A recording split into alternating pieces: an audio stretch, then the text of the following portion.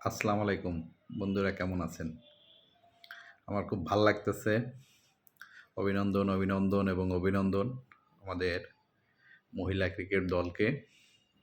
তারা বিশ্বকাপে আজকে ১ম ম্যাচ জিতলো স্কটল্যান্ডের সাথে এবং খুব দুর্দান্তভাবে জিতলো। আমি ১ম ইনিংস শেষেই বাংলাদেশ যখন ব্যাট করলো, ১১৯ রান করলো, তখনই বলেছিলাম যে এই স্কোরই এনাফ। কারণ এটা স্লো উইকেট এবং বাংলাদেশের স্পিনাররা স্লো উইকেটে কতটা ভয়ঙ্কর হইতে পারে বা কতটা ভালো খেলতে পারে তা আপনারা দেখলেন।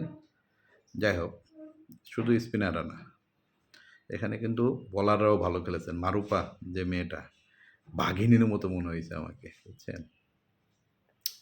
মারুপা মেয়েটা অনেক ভালো একজন বোলার। সেই সাথে ঋতুমণি, ও এসেই ২টা উইকেট নিল, ৪ উইকেটে ১৫ রান, ২ উইকেট। আমার কাছে খুব ভাল লাগছে মেয়েটার অ্যাগ্রেসিভ মাইন্ড। যদিও মধ্যে আমাদের জ্যোতি মানে আমাদের ক্যাপ্টেন একটা ছাড়লো ক্যাচ আর একটা হলো স্টাম্পিং। তো খুব খারাপ লাগছিল যে এটাই ম্যাচের মুডটাকে ঘুরিয়ে দেয় কিনা, যেহেতু আমাদের রান সংখ্যা অনেক কম, কিন্তু আমাদের বোলাররা সেটা পুষিয়ে দিয়েছে।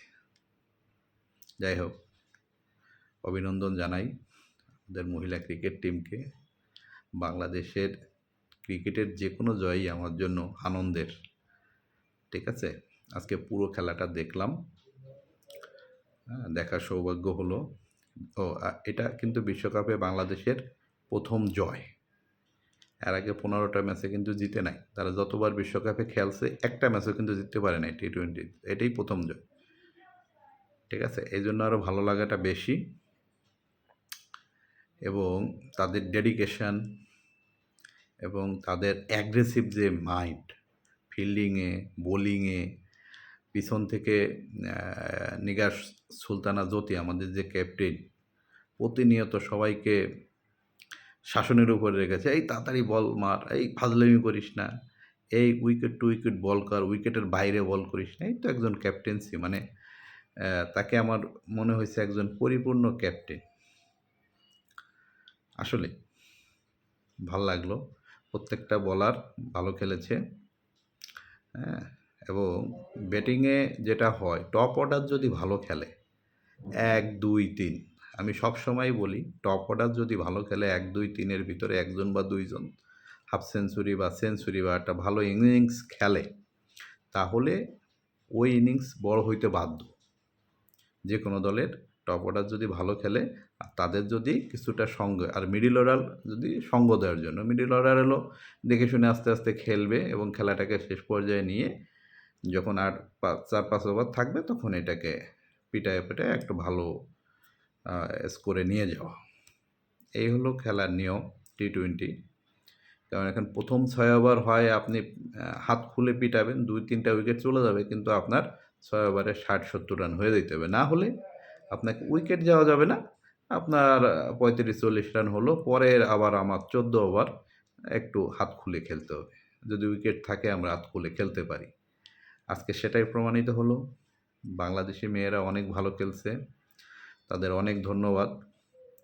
মুস্তারি যে মেয়েটা ৩৮ বলে ৩৬ করলো, ওর খেলাটা ভালোই লেগেছে, পজিটিভ খেলেছে। যতক্ষণ সে ছিল ক্রিজে পজিটিভ খেলেছে, এটা আমার কাছে ভালো লাগছে। আর আমি দেখলাম আমাদের নিগার সুলতানা জ্যোতি, আমাদের যে ক্যাপ্টেন, ওর ব্যাটিং করতো ভালোই, ২৭-২৮ টি-20-তে, যেটা আমাদের অধিকাংশ ছেলে ব্যাটারদের নেই। তো আসলে ও একজন যোগ্য অধিনায়ক এবং বাংলাদেশকেও একটা জয় এনে দিয়েছে, তাও বিশ্বমঞ্চে। এজন্য, এবং প্রথম জয়, এজন্য ওকে অনেক ধন্যবাদ। পুরো মহিলা টিমকে অসংখ্য ধন্যবাদ। আমরা একটা জয়ের মুখ দেখলাম এবং সেটা বিশ্বকাপের প্রথম ম্যাচে। ভাল লাগলো। স্কটল্যান্ডের মেয়েদের দেখে মনে হয়েছে তারা অনেক দত্তাকৃতির, যেটা অনেক, আমি তো এই জন্য ভয় পাইছি যে আর ভাই মারলেই ৪ না হয়ে যায়। দেখলাম যে না, সেরকম কিছু হয় নাই।